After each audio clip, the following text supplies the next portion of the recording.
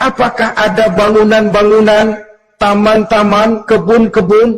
Tentu ada. Di surga ada kebun yang tanamannya berupa tumbuh-tumbuhan dan menghasilkan buah-buahan, yang buah-buahannya pun boleh dimakan oleh manusia, karena tidak akan pernah ada larangan lagi dalam kehidupan di sana. Dalam surah Ar-Rahman ayat 54 misalnya, kita dapati penjelasan dari Allah Subhanahu wa taala, "Wa janal jannataini dan."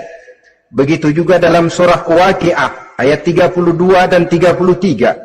Allah menjelaskan, "Wa fakihatin katsiratin la maqtu'atin wa la mamnu'ah."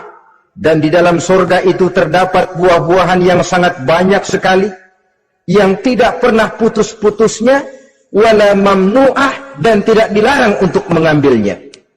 Yang dimaksud la maqtu'ah, tidak terputus, artinya buah-buahan di surga itu begitu kita petik keluar lagi gantinya, dipetik lagi keluar lagi gantinya. La maqtu'ah, tidak pernah putus. Lainkan pohon di dunia ini hari kita petik keluar lagi kapan? Musim tahun depan, nungguin kita. La maqtu'ah, tidak pernah terputus buah-buahan itu, wala mamnu'ah, dan tidak terlarang untuk memetiknya. Adakah pohon pisang? Pohon pisang ada. Anggur banyak. Delima pun ada. Tetapi sekali lagi, bagaimanapun hakikat buah di surga cuma sama dalam nama, tapi lain dalam wujudnya. Nanti saudara pikir, di surga pisang, di sini juga banyak kalau cuma pisang mah. Di surga anggur, di pasar banyak anggur. Ini cuma nama yang sama, hakikatnya tentu berbeda. So kalau hakikatnya juga sama, ya nggak usah sampai ke akhirat, di sini pun cukup. Adanya nama-nama ini cuma untuk memberikan gambaran tentang buah-buah yang ranum, yang nikmat, yang lezat, dan yang digemari oleh manusia. Dan jangan heran, kalau di dunia ini biasanya pohon itu akarnya di bawah, buahnya yang di atas, maka di surga nanti terbalik pohon itu.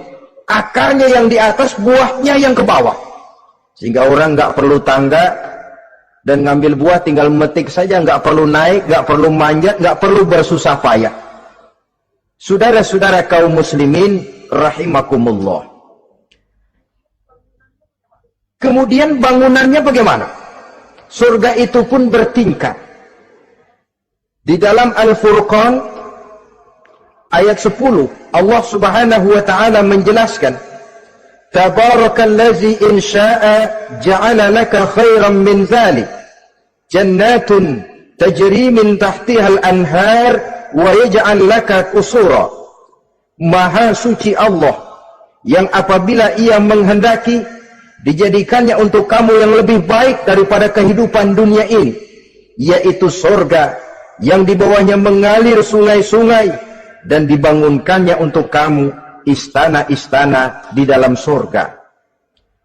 Jadi bangunan di surga pun berbeda sesuai dengan amalan orang yang masuk ke dalamnya.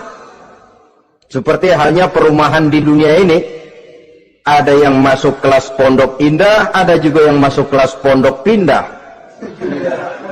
Itu kan tidak sama itu. Ada pondok indah, ada pondok pindah. Sudah pondok pindah lagi.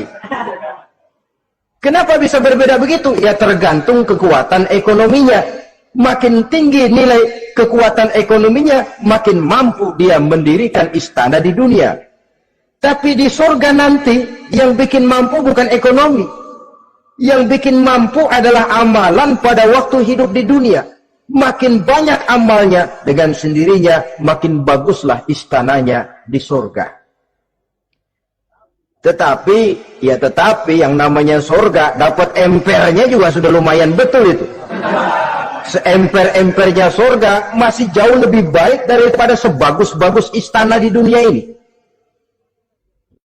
Taj Mahal, bangunan yang mengagumkan. Istana Raja Persia, bangunan yang menggiurkan. Sehebat-hebatnya istana dunia, masih jauh lebih mending empernya surga. Konon ya, menurut satu riwayat, baunya surga itu sudah bisa dicium 40 tahun perjalanan. Menurut riwayat lain 500 tahun perjalanan. Menurut riwayat satu lagi 70 tahun perjalanan. Baunya surga sudah dapat dicium oleh manusia. Saudara-saudara kaum muslimin rahimakumullah. Nah, di dalam bangunan-bangunan surga itu, seperti halnya terdapatlah kamar-kamar ghuraf dalam